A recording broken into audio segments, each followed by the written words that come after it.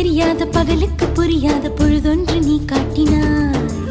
இதயத்தில் நீ இருப்பதனால் நான் தூங்கும் நேரத்தில் என்னுள்ளே தூங்காமல் நெஞ்சுக்குள் வாயாடினாய்.